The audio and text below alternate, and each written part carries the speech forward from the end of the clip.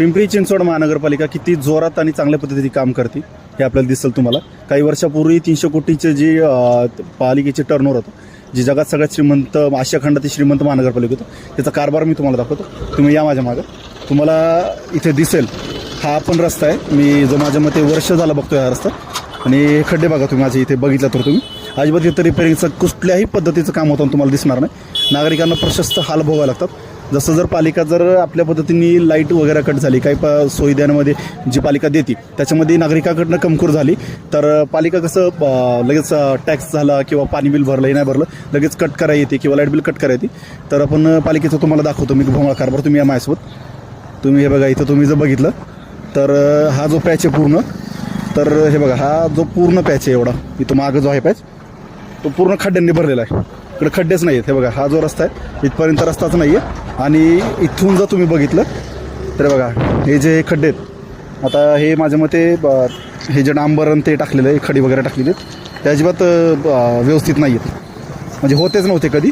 जर तुम्ही बघितलं तर बघा गाड्या तुम्हाला इथून जाताना दिसतील, तर गाड्यांना सुद्धा प्रचंड प्रमाणात इथं खड्ड्यांचं तुम्हाला साम्राज्य होतं दिसेल. तुम्ही माझ्या मागे मी तुम्हाला दाखवतो.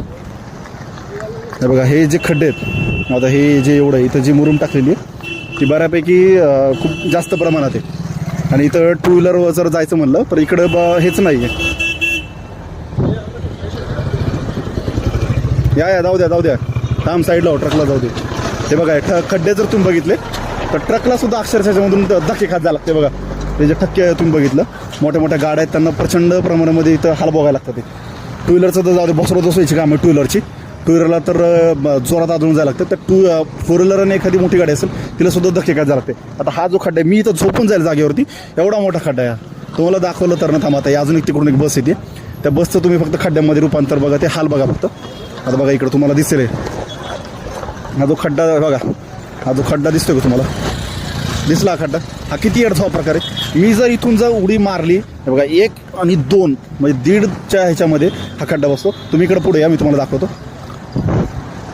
हे बघा इथं हाच असा खड्डा आहे जो रस्त्याला हेच करत नाही. इथं जी मातीन ते टाकलं होतं, डांबरने टाकलं होतं, ते पूर्णपणे खचून गेलेलं आहे. तुम्ही माझ्या पुढे या, मी तुम्हाला दाखवतो अजून. हे बघा तुम्ही येत राहता बघा हे जे पालिकेने हे बनवलेलं आहे गटरांचं वगैरे, इतकं दरिद्र गटर छापे की एखाद्याला काम करायला सुद्धा लाज वाटेल असलं सोयीसुद्धा पालिकेने दिलेलं आहेत आपल्याला. आणि त्याच्याच आजूबाजूला तुम्ही बघितलं तर कचरा पूर्ण प्रमाणात झालेला आहे. लोकांना काय घेणं उरलेलं नाही आहे. आणि हे नंतर जाऊ दे बघा हे जे खड्डे आहेत, हे बघा हे जे इथं जे डांबराचा रस्ता आहे आणि पालिका इतकी चुती आहे की हे बघा इथे फुटपाथ टाकलेलं आहे पालिकेने. फुटपाथ टाकून खड्डे बुजवण्याचं काम केलेलं आहे. आणि हे बिनाकली म्हणतो ना आपण बऱ्यापैकी